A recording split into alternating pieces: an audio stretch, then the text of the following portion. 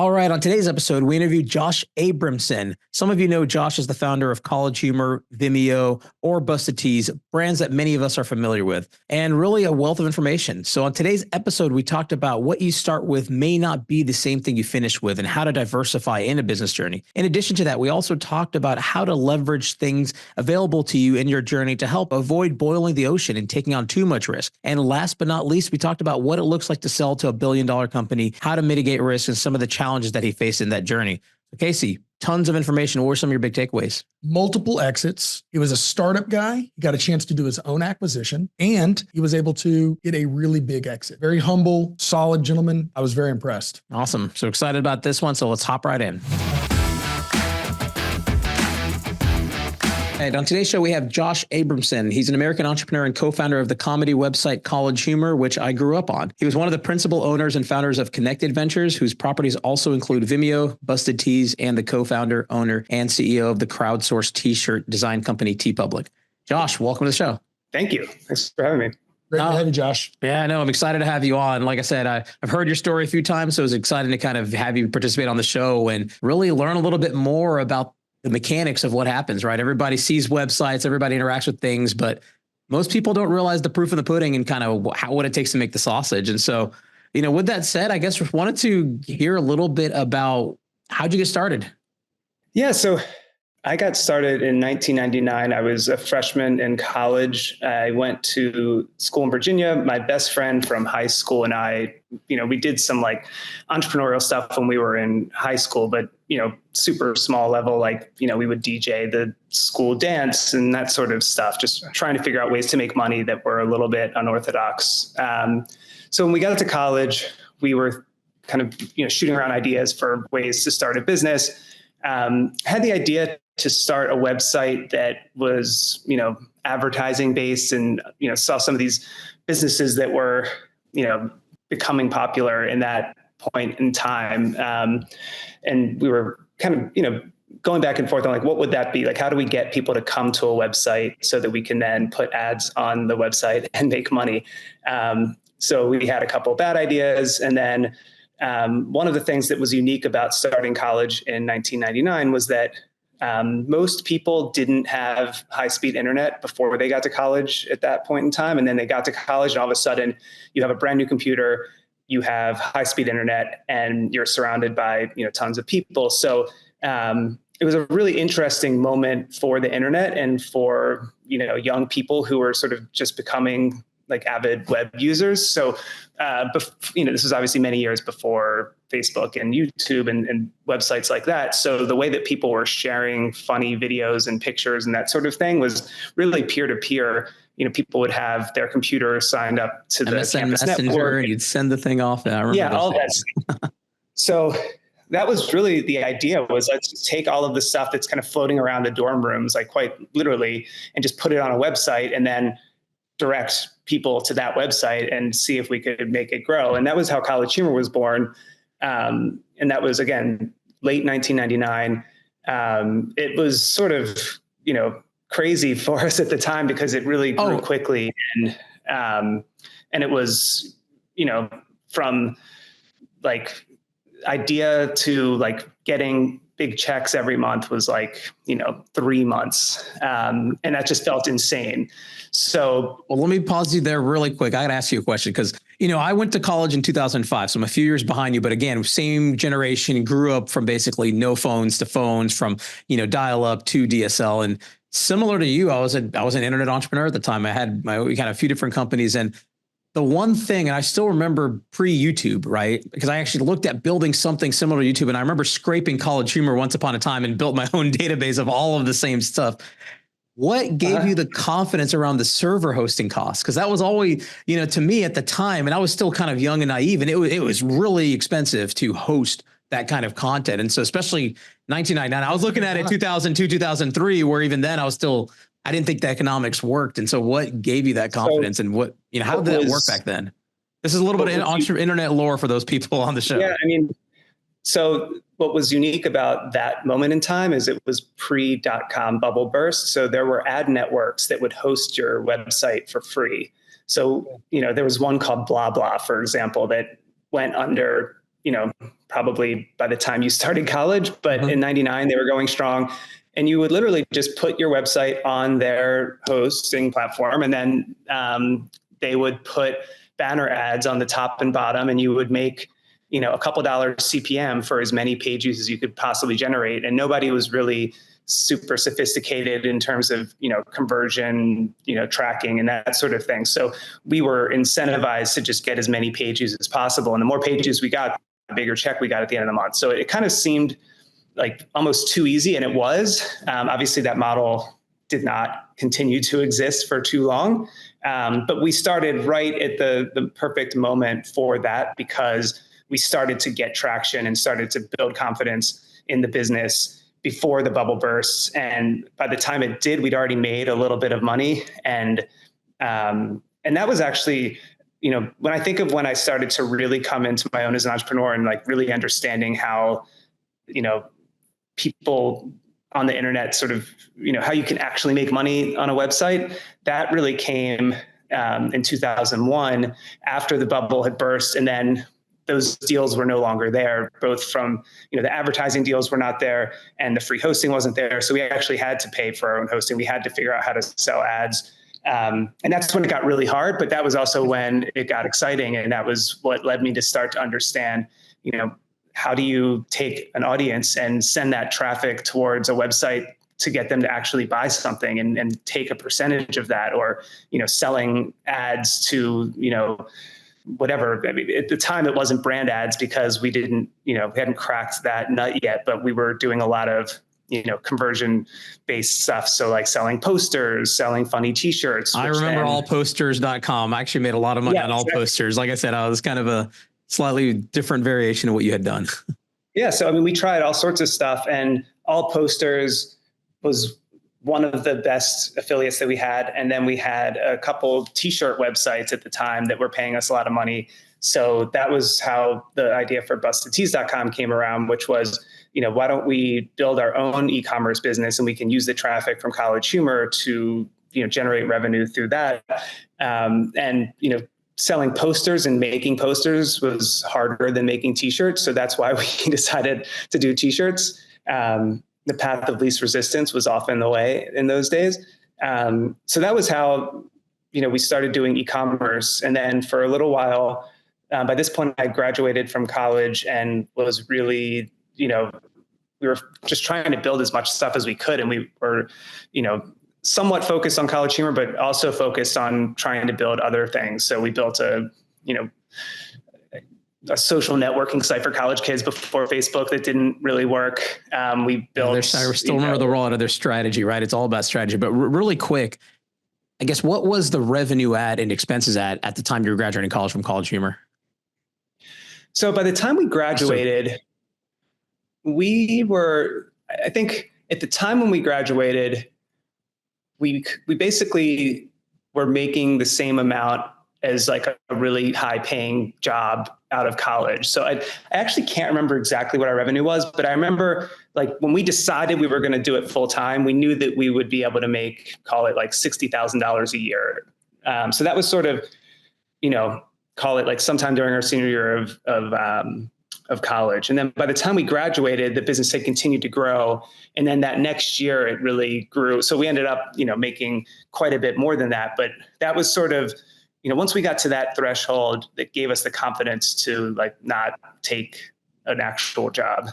But, in that following year, we launched the t-shirt business, and the t-shirt business within a couple months was making us more money than the College Humor business. So then we started focusing on that. And then right around that time, we kind of finally figured out, I think the first big brand that I ever sold advertising to was Toyota, and learned pretty quickly that, I can sell something to Toyota for $40,000 that I would only be able to sell for $4,000 to, somebody who's focused on, generating conversions. So that was when I started to really understand how brand advertising works. And then once we started to crack the nut on that, and the College Humor business, started to overtake the t-shirt business very quickly.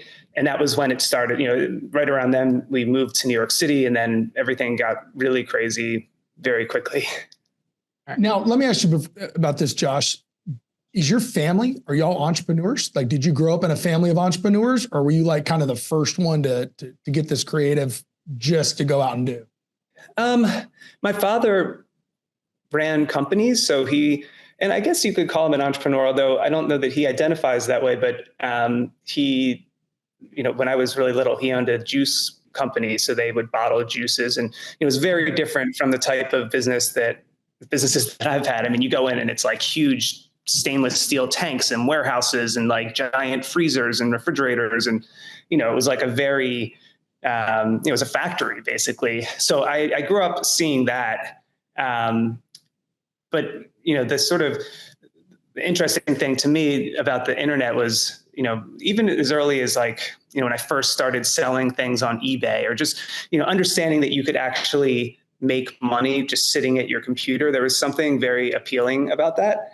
And just the idea of having a website. I will admit, first money I made online was selling items on Diablo 2. And I don't know what I was thinking as like a 7th grader, giving some random person my home address, but I did. And the guy mailed me cash, and, he kept on doing it for a few years. So it's definitely some crazy times.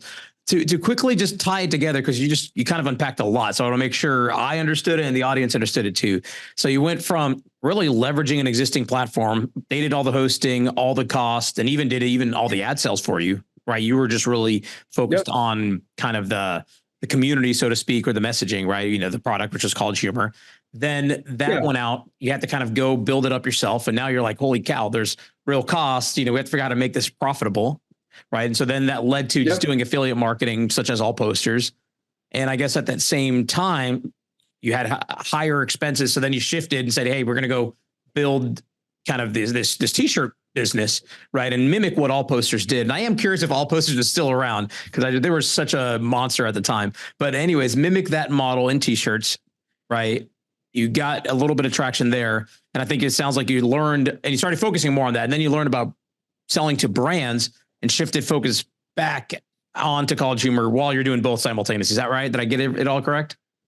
Yeah, that's pretty accurate. I mean, by the time we moved to New York City, it was July of 2004. And the next 6 months were really pretty wild, because suddenly, we moved to New York City. We were meeting all sorts of amazing people very quickly, people who had started companies that we, read about, and they wanted to meet us. And that was really fun. We'd never had that experience. And then, pretty soon after that, we started to have, the Viacoms and News Corps of the world reaching out and expressing interest in buying the company, which just had never even occurred to me that we'd be able to sell the College Humor business for some huge amount of money. I mean, I remember somebody, specifically, it was Nick Denton, who, was the founder of Gawker.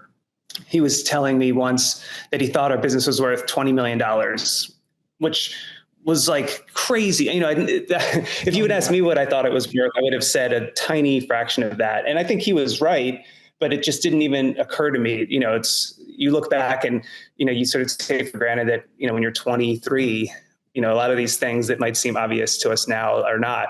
So, so we moved to New York, and I think so much of the attention that we were getting was focused on College Humor, that it made it easier to just kind of go all in on the College Humor business. Even when, later in 2004, my business partner, Jake Lodwick, invented Vimeo in our office. And, it was difficult because at that point we were really focusing on College Humor, and we'd had these other side projects, which were, the t-shirt business was nice.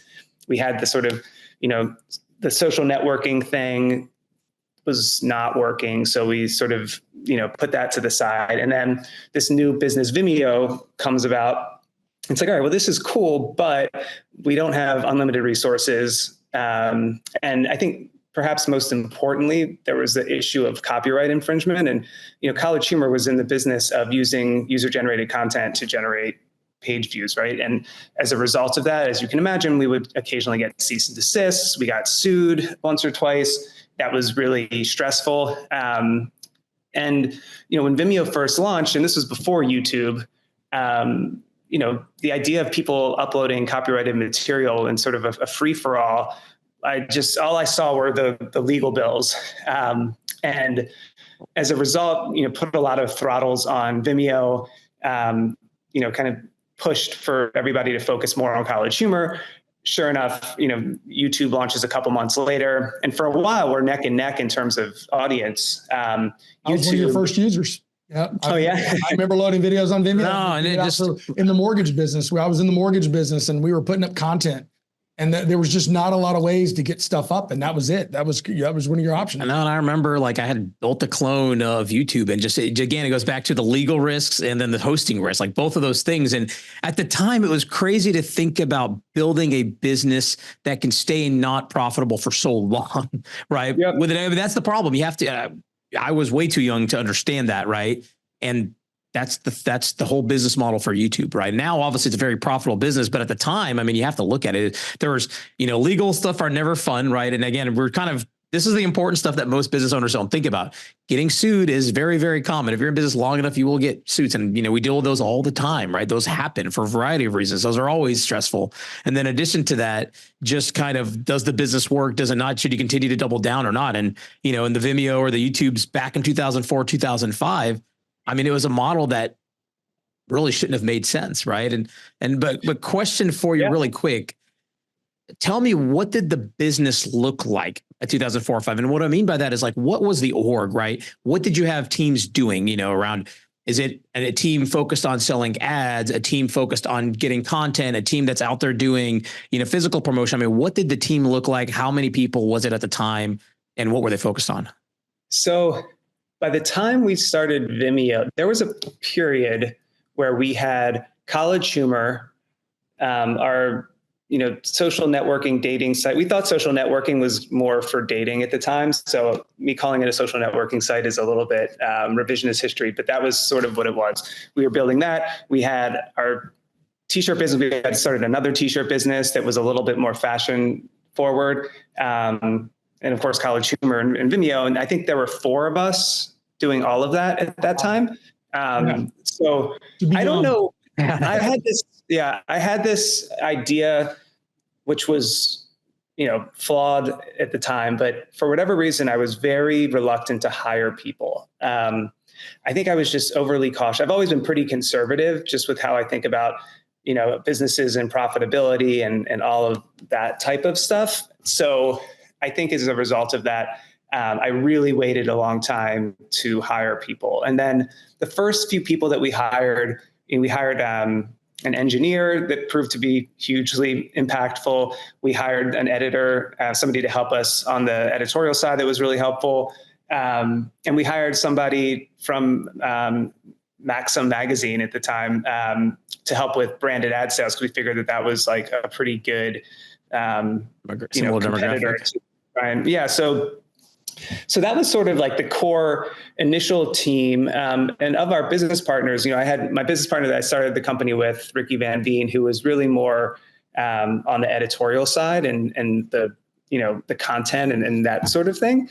Our partner, Jacob, who invented Vimeo and was a coder, he was our only engineer. And then the last partner to join, his name was Zach Klein, and he was a designer and product guy. So between the 4 of us, we sort of had everything kind of covered, but just not a lot of coverage. So, by the time when we eventually sold the company in 2006, I think we only had about 15 people or 16 people. And I think the business that year made about $3 million on $6 million in revenue. So, it was small, but profitable. And what'd y'all sell it for those listeners? So we sold 51% for $20 million. And then the $40 million ish valuation on the whole thing, right? Basically. Yeah. And basically, what is that? 8x revenue? Yeah, it was a little tricky because there was the media business that was at a higher multiple, and then the commerce business, which was at a lower multiple. And I forget what those were exactly, but it was also, I would never advise anybody to sell 51% of their company, but again, we were young and a bit naive, and how old were you at this point? I had just turned 25. So what is that process like for 20? It sounds like your partners were around the same age. Yes. Yep. What's that process about thinking about selling? I mean, you're now, advice when someone when they would give you a $20 million offer, right? What's that like? Well, so I had an offer to sell the business in 2000 or 99 or 2000 for $9 million when we had just started, and didn't take it in part because it was unclear how much of that money we would actually get based on how it was structured. But I sort of, like that was before the dot-com bubble burst, right? So I'd had that experience of sort of thinking about it a little bit. And then, fast forward to when we had real companies trying to acquire us, that really started in earnest in 2005. And it's because, some people from MTV networks had reached out to us, and, we just started having conversations, and we weren't really sure what those conversations were. And then, the guy in the room gives us his business card, and it's, executive vice president of mergers and acquisitions. We're like, okay, well, like maybe they want to buy our company. So we went through a super robust due diligence process with Viacom, to the point where, again, just being naive and young, I was basically telling everybody I knew that I was selling my company to Viacom because I thought that it was a done deal, basically. And after spending many months on the deal, they ultimately just decided they didn't want to do it. So that was late 2005. But in the process of doing that, we brought on Allen & Company to help us with the sale. And we also, went through the process with News Corporation, which didn't end up working out either. So by the end of that year, we were kind of like, I guess we just have to like go back to work. Like those deals didn't happen. So then, in the new year, early in January, we went out, and someone had told me about the idea of doing a secondary round and suggested, maybe you go to, someone in private equity or figure out a way to take some money off the table so you can keep building the business and not have to worry about selling it. So we went out and got a couple of term sheets to do a deal that looked like that.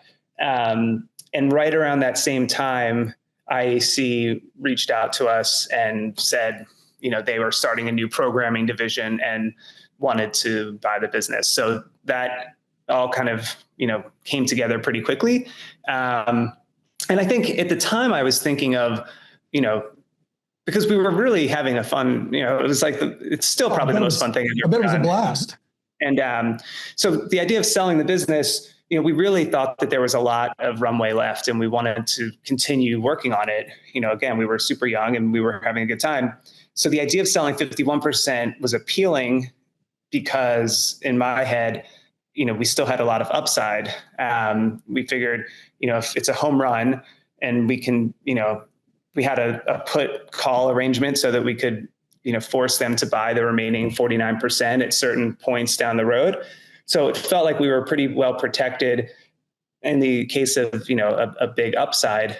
And we were mitigating our downside because we're taking a lot of money, more money than I thought I would ever maybe make in my life, off the table, at 25. So that it all made a lot of sense. Now, the way that it actually played out, ended up being a bit different than that. And I think, one mistake that I think a lot of people make, and advice I give just in any deal really, but especially something like this, is I think people tend to focus on the worst case scenario and the best case scenario. Obviously, if it's, the worst case scenario, the business dies, 3 days after you sell it, like that's fine. Like at least you sold half. If it's like an absolute home run and you build the next Google and you sell the other 49% and you make $1 billion, like that's awesome too. But rarely is it either of those two things. Yeah. It's almost always something in the middle. So I think, that was certainly the case with us. I mean, in hindsight, we sold a niche content business to a big public company 2 years after Facebook and YouTube were started, right? So like the world was changing and we were inevitably going to get swallowed up. Yeah, no, right place, right time. Because I remember every media company was trying to figure out what does their online presence look like, right? They needed to check that box. And people are actively looking. And unfortunately, right, like a lot of sellers, you get tunnel vision, right? You're focused, okay, so more money than I've ever made in my life. And like you said, here's what the worst case, here's what the best case looks like. But 9 times out of 10, status quo is what happens, right? So what does status quo look like? And, you were almost, if you really think about it, right? If you think about like the Dig at the time and the Reddits, right? You were kind of that community, right? There's content that people are viewing and commenting on and sharing. And, if you had the ability to kind of make it your own, who knows where it would have gone, right? In the long term. And so, but again, that's the risk of selling. And everybody wants to go get that secondary round, get liquidity off the table. And, it comes with, I guess, the territory. And you also, Barry Diller has a reputation of being a challenging person to work for. And, for someone like me who, I wasn't like a Wharton MBA, worked in finance for 5 years, whatever. Like, I was a pretty scrappy entrepreneur who was used to doing things the way that I knew how to do them. And all of a sudden now I'm reporting to this like iconic multi-billionaire who's like really, can be difficult and likes to yell. And like, it was very intimidating.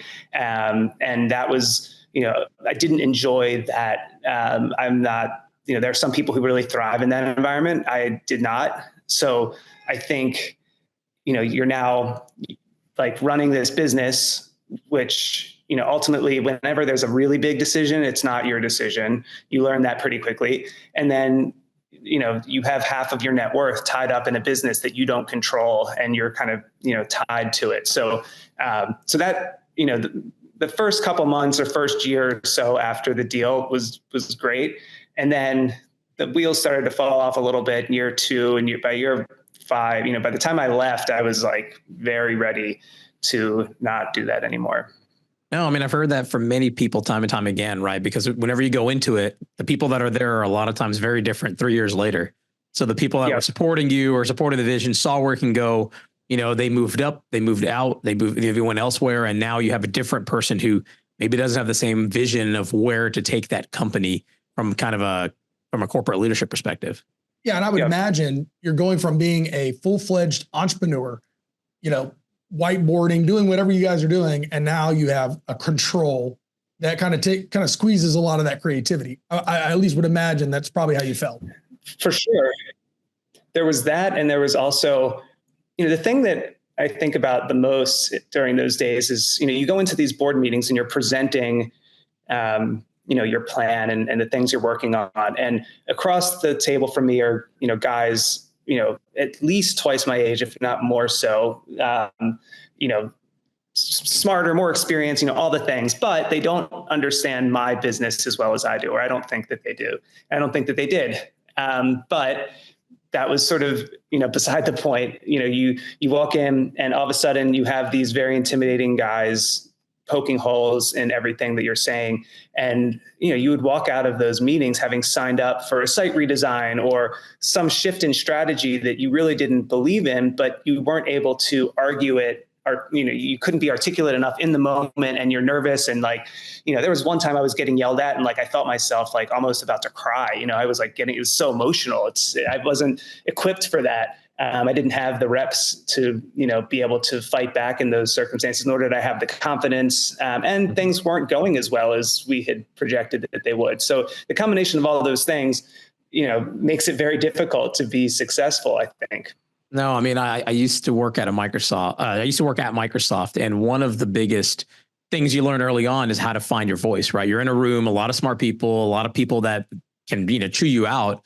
And it's easy just to kind of be the pushover. And whenever you have to make big business big impactful business decisions, you have to find your voice. And that's one of the biggest things that, in our company, we try to coach people up, like speak up, right? Like don't hesitate to give your opinion, tell the person, hey, no, I don't think that's the right decision. And here's why. And it's okay.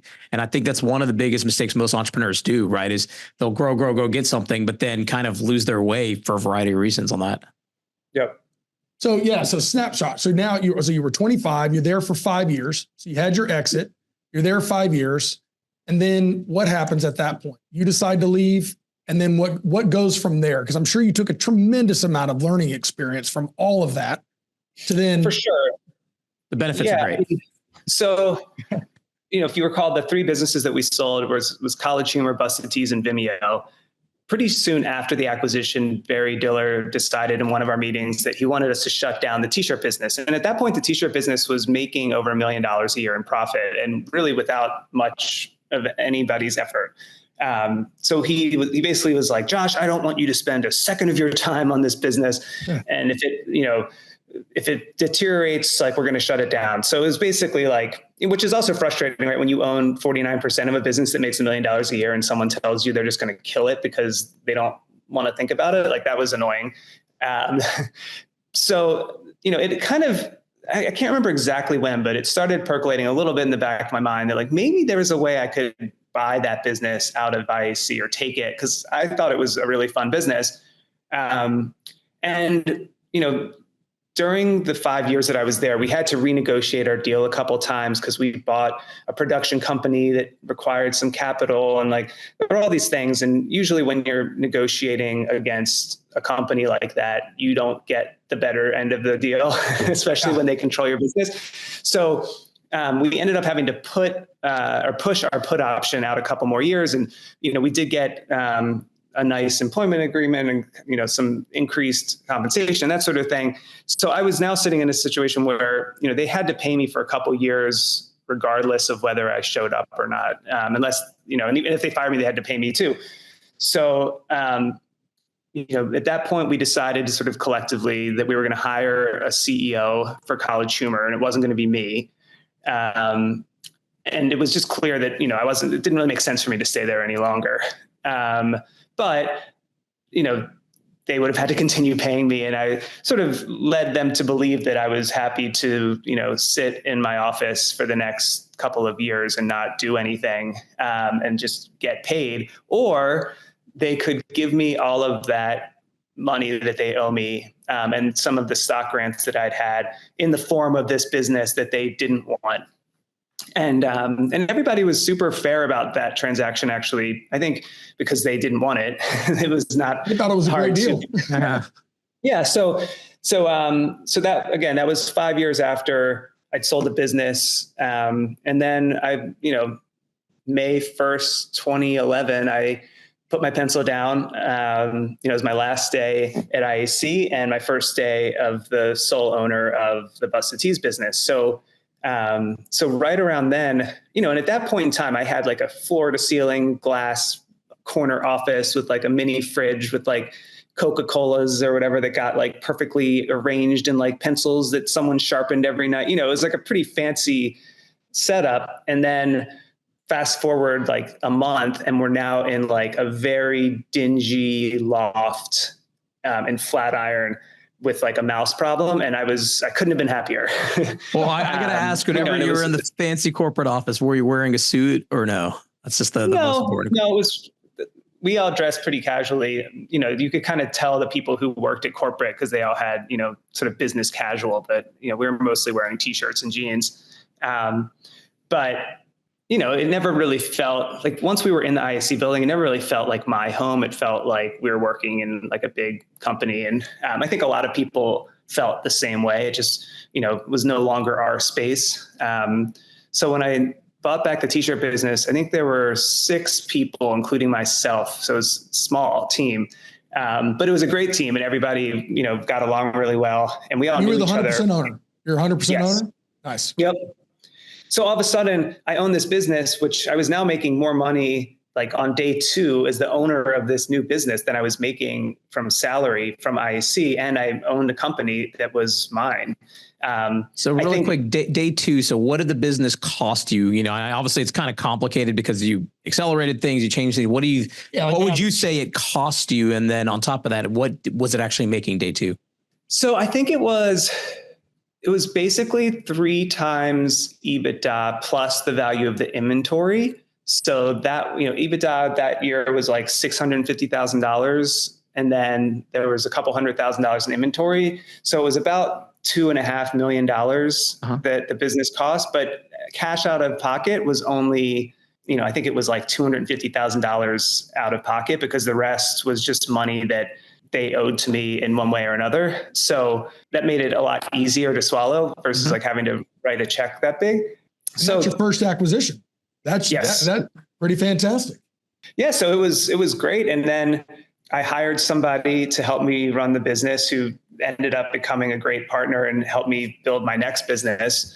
But, we all of a sudden, it just felt fun again. I lost so much confidence being at IEC and, after selling a business and then, having it not work as well as you had hoped that it would, you start to question your abilities. And, I definitely had periods of, years really where I was like, well, maybe I just had this one, one little success or whatever, scale success.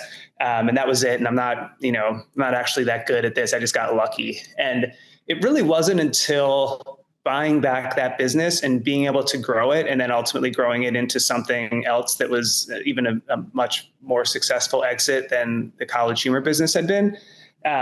It took that for me to feel confident again and realize, okay, I know how to do this. Like I'm not an idiot, even though, Barry Diller might think I am. You know what I love? I love that you literally are the guy that he comes in and tells you, do not run, this business goes. And you're like, you know what? Screw you. I'm going to take this. I'm going to buy it and I'm going to take it and I'm going to grow it. And I bet you that was an internal motivation. Would you agree that like the day you took it, if I'm wrong, like I'm going to take this and make this great?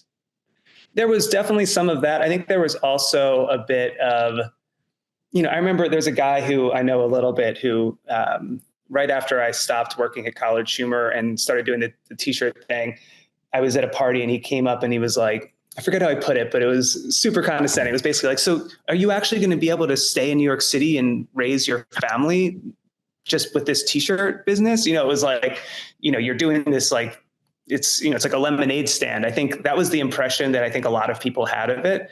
And College Humor, while it doesn't really exist anymore, back in those days, in terms of, social credibility, we were getting invited to like all of the cool things. We were, constantly having very interesting people reaching out, wanting to meet us. Like, it felt very much in the mix, and that went away almost immediately after I got out of that business. Like, nobody really.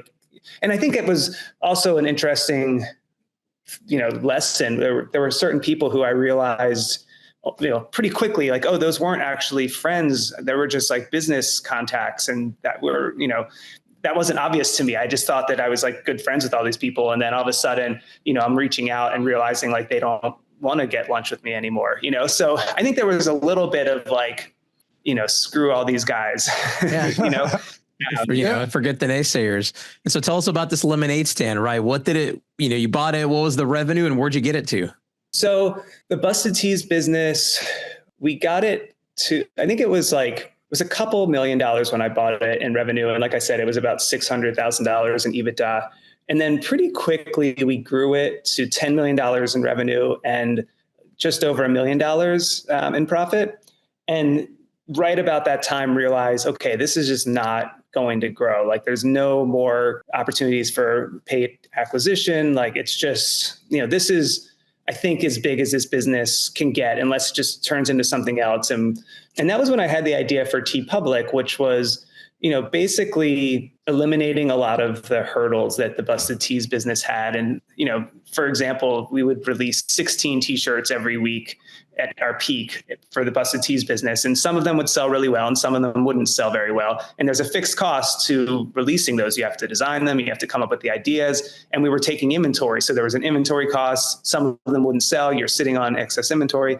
So the idea for TeePublic was really to open it up and to create, more of an open marketplace so that we could attract designers and allow them to contribute and get a portion of the revenue and print everything on demand as opposed to taking inventory. And on-demand printing technology had just gotten to a point where that was a viable business. That was, I guess, 2013. And we built that business and put everything we had into it. And then after the first couple months, it just was not growing at all. So I think we launched it in like March. And by November, despite all of our efforts, no growth, just kind of depressing and not really doing much. I remember coming home and telling my wife, like, I think, and at this point I'd invested several $100,000 of my own money into building it. And I remember telling my wife, I think we're going to have to shut it down. I just don't think it's working. And then the holiday season happened. And in that business, the holidays were always a huge lift in terms of revenue and conversion. And we had a pretty good lift for the holiday season. And then we made some tweaks to the model and how we were compensating artists and, just some little things that all of a sudden, by January, usually after December, there's a huge drop off for January, but for the business that year, it actually grew into January, and then it started growing 50% month over month. So I think the first year of TeePublic, we did maybe $300,000 in revenue, and then the second year we did $5 million. Wow. And then it just, Crazy kept going from there. So it was, and at that point it was like, all right, well, this is the business that we need to focus on. And the BustedTees business just became, an afterthought.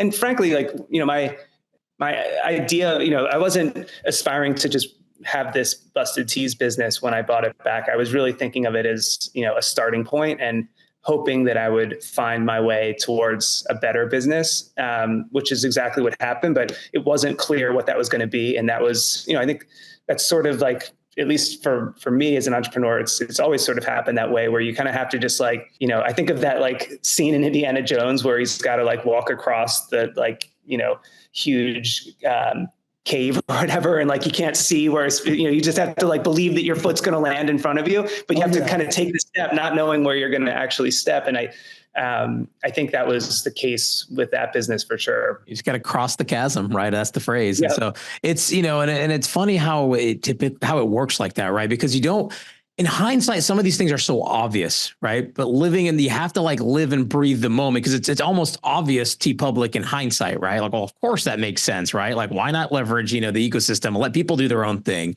But then it's, at the time, if you really put yourself into the shoes, you had to have been doing BustedTees to be able to evolve and understand the gaps there and the issues there. And not only that, you had to have technology catch up. Because I remember buying, off of TeePublic, and at the time I'm like, man, how can they just print anything, right?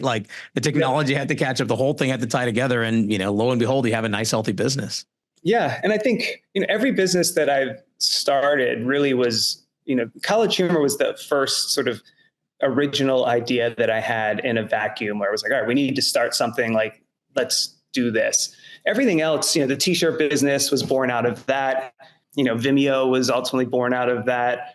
The TeePublic business was born out of another t-shirt business. A lot of these things were I wouldn't have been able to come up with those ideas were I not already working hard on the previous one. And that was, as we talk about the next deal, when I sold the TeePublic business, that was really the first time where I was totally putting my pencil down and had nothing really happening. What ultimately happened to Vimeo? So Vimeo was a super frustrating story. I guess I'll just tell you what happened. So basically, we sold 51% of Vimeo along with College Humor and BustedTees. Shortly after our acquisition, we decided we wanted to pitch Barry Diller on Vimeo and investing more money into Vimeo and having a proper go at that business. So that was, I guess 2006, 2007.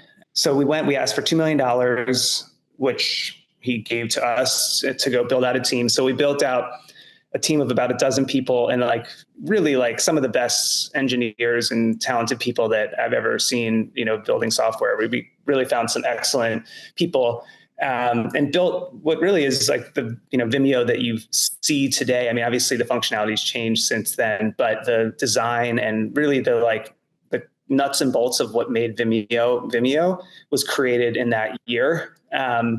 So we started to see some growth. And then ultimately, part of the issue with the way that our deal was structured was we had a put call that gave us the option to sell our shares at a certain point in the future. And that was going to be based on fair market value.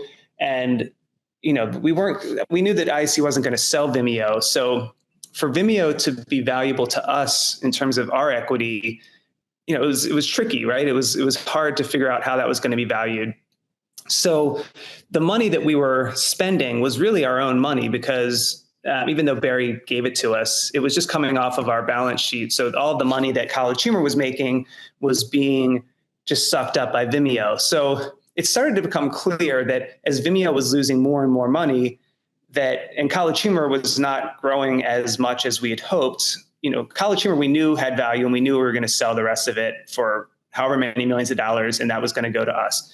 Vimeo was basically, just like a Series A level, high risk startup with no monetization path, really. Like, we'd tried a couple things without success. So we got to a point where, Vimeo was losing a lot of money, and we kind of had a gun to our head to say, like, either you continue financing it yourselves, or, we're going to like take it and put it in a different part of IAC.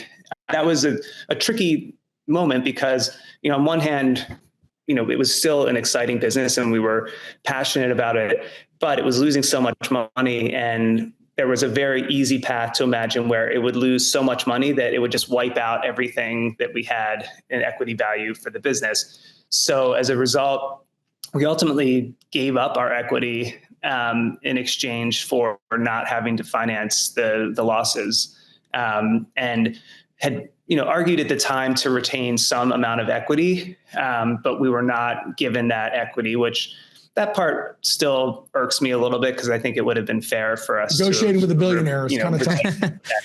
We got a little bit more resources. I mean, when somebody,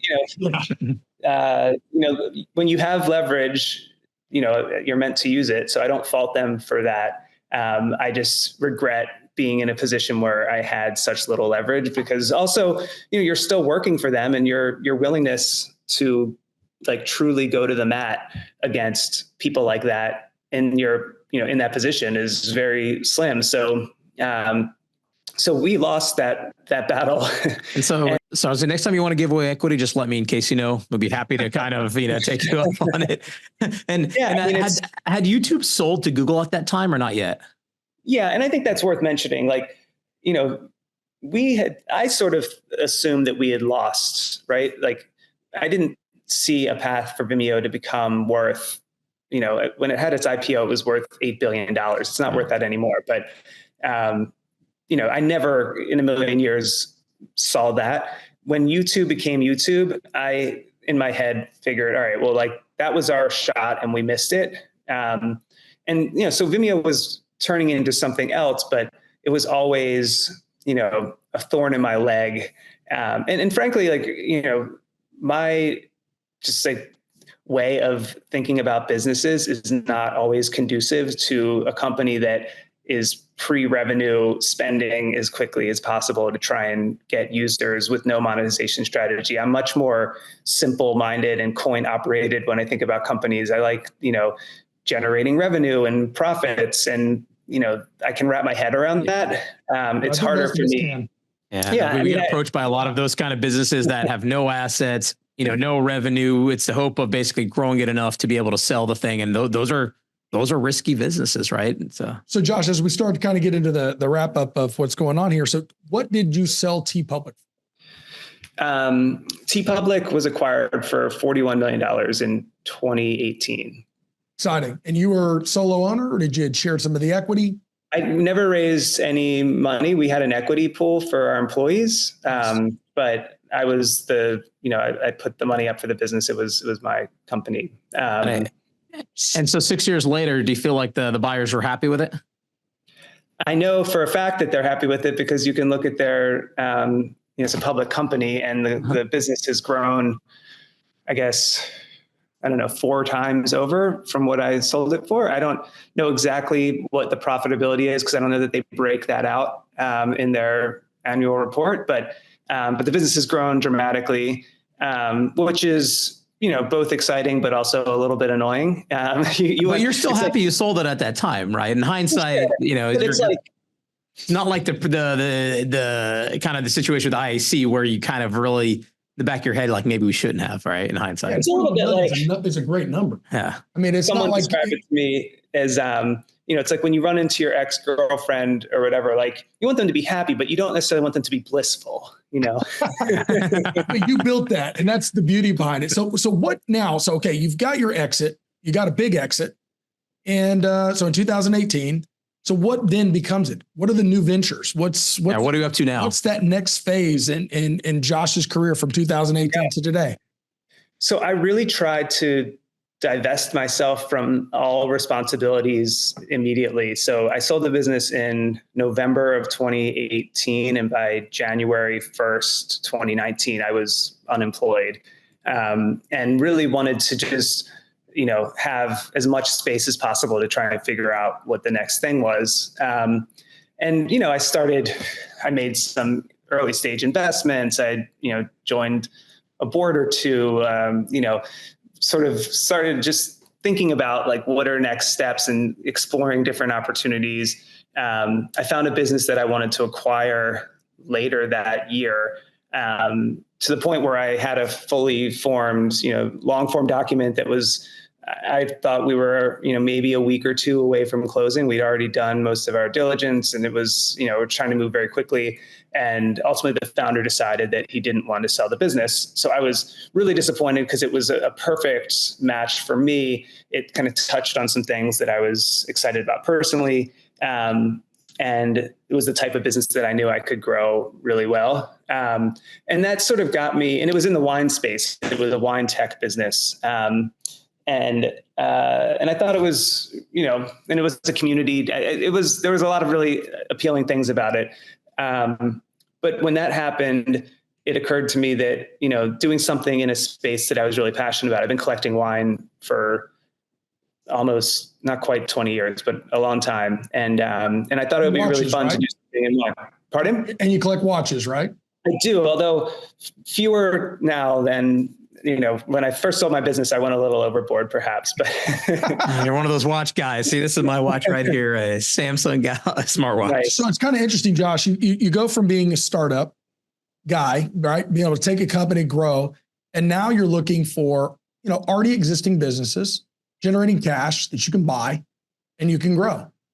It's very similar with our methodology of what we look for, right? Is businesses that are existing. We don't have to go in, create the concept, create the initial 5 years of grind, but then we can acquire, and then we can bring our skill sets and bring in those things to make it better. So is that kind of where your mindset is now in your life, where you're thinking, hey, I don't want to do the startup thing. I really want to take something that's a little more mature and then add your entrepreneur, gist value, and grow it. Yeah. And that value and grow it. Yeah, ideally. And I think, I have a wine business that I did end up buying a large piece of, and I've enjoyed that a lot.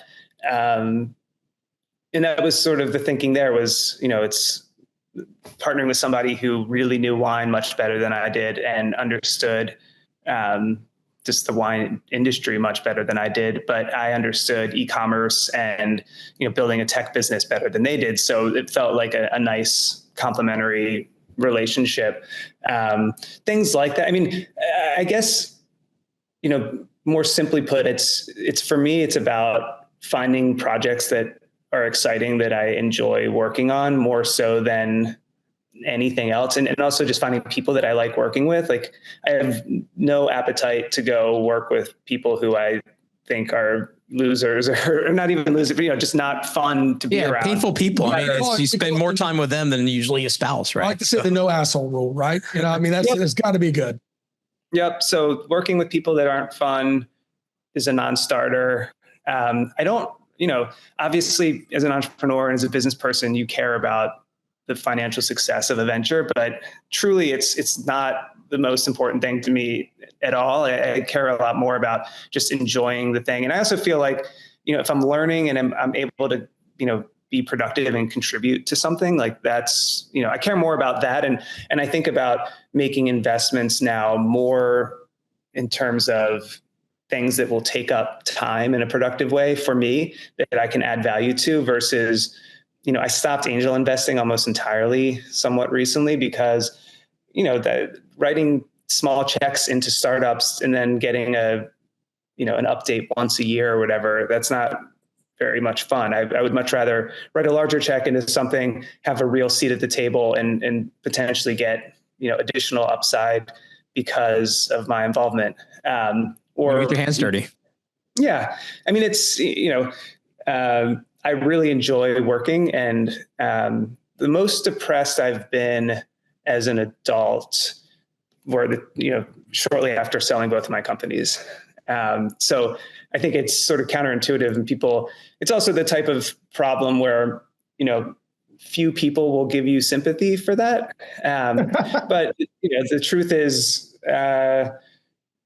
being rich and bored is not great. Not a good recipe. And that's where getting people at a similar caliber around. That's the power of a mastermind group, right? Talking to people that have been there and done that. I mean, we were nominated for Entrepreneur of the Year, and the most impressive thing was the people in the room that have had the same challenges, right? From the lawsuits or bankruptcies to, hey, I sold a business and I don't even know what to do with myself, right? How do I keep myself busy? I mean, it's, people, as much as there's no sympathy for it, it's real things that people got to get out there and find someone to kind of relate to.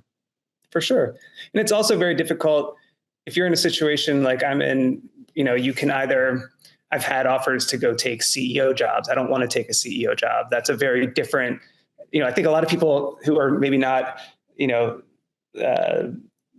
super experienced as business people don't necessarily understand the difference between being the CEO of a company you started and the CEO of a company that someone else owns. It's obviously a very different job.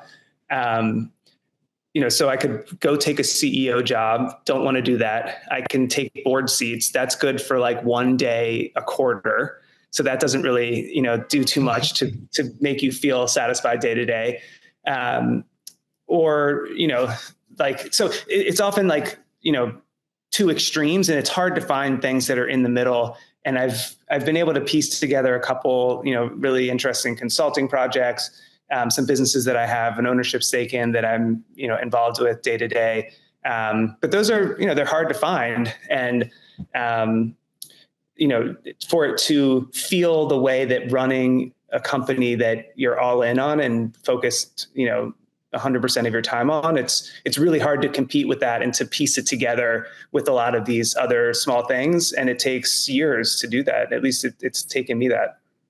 Absolutely. Those are first world problems, but they are problems indeed to have. And so, Josh, amazing story. No, I loved it. Love your story. We hope to get to know you more.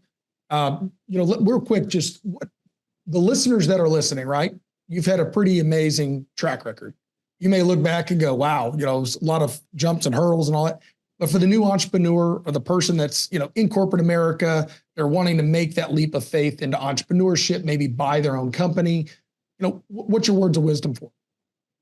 I mean, I always think about these things as just like risk mitigation. Like, I think the idea of like just jumping all into something is daunting, but I think most things you can take a really small bite out of it and chase it down and, pretend that you're starting tomorrow, right? Even if you didn't quit your job yet, just start doing the thing. Like, think about like, as if you were working on it full time, like what are the things you would do? And I've found in my experience, oftentimes within 3 months of doing that, you discover A, this is harder than I thought it was going to be, or B, this is like an even bigger opportunity than I realized. And, I think every idea when you're just like sitting with your buddies, having beers or whatever can sound really great. And then it's not until you really start to do it that you understand the full scope of the challenges or the full scope of the opportunity as it could be. So I think trying to figure out a way to do something on the side and just like really, just tease it out a bit and understand what the work is actually going to look like, I think is really smart. And I think sometimes people just, get excited and maybe jump in a little prematurely. 100% agree. I mean, too many people think it's about all or nothing versus, it's about taking risks, but taking strategic risk, right? And understanding pieces to kind of get you further along in the process. All right. So now it's time for our rocket round. And this is where we're going to ask the guest 3 questions. Right. So first question, what do you do in your free time? In my free time, I have 2 daughters. They're 9 and 11. So I'm mostly with them. I cook dinner at home just about every night. So I really enjoy cooking. I'm in the wine business. I really enjoy wine. So I spend a lot of time writing about wine, thinking about it. And I play the piano. So those are multiple things. Nice. Since I have 2 daughters too, I have to ask you, have you mastered the braids yet? I have not. My wife is the braider in the house. Yeah, I got them figured out. So, I'll teach you the tricks one day. Next question. What's been just kind of your most memorable moment in your business journey? I don't know. I mean, I think there's so many of them. I think there was a moment when we were, within a 1 month period, we got flown to, the VMAs to sit in the owner's box with all of the MTV executives. Then, I'm on Richard Branson's island with him and, a bunch of other people that are amazing for a week. And then I'm at, the Allen Company Ranch, that all happened within a month. And then I've never been invited to any of those things since. Right. So it was just this moment of when you're young and you're sort of on this upward trajectory, and the attention that you're getting is a bit infectious, it's crazy. Right. So I think that feeling was pretty wild. And also, an interesting lesson in it's these things come in waves, and what's popular and what's getting a lot of attention one day is not necessarily going to the next. Awesome. All right. Last question is, so what's your resource or tool that you like to use in business or just in your own personal education? What do you enjoy? I mean, I like to read a lot of nonfiction, not just, I've sort of gotten a little sick of business books, but I do enjoy reading biographies of people who have done impressive things. But as far as a specific tool, I mean, it's mostly, reading it on my Kindle, but I don't have any. Reading's a fair answer. Have you read that new Elon biography yet? I have not. It's sitting on my desk and I have not opened a page yet, but one day I'm going to start that one up. Awesome.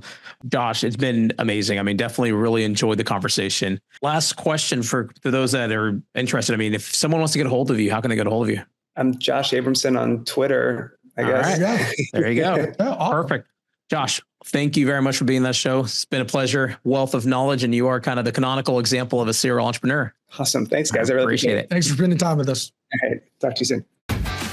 Thank you for listening to the M&A Launchpad podcast. If you've enjoyed today's podcast and would like to support us, please leave us a rating and a review after you listen. I'm Casey Minshew, and I look forward to talking with you next week.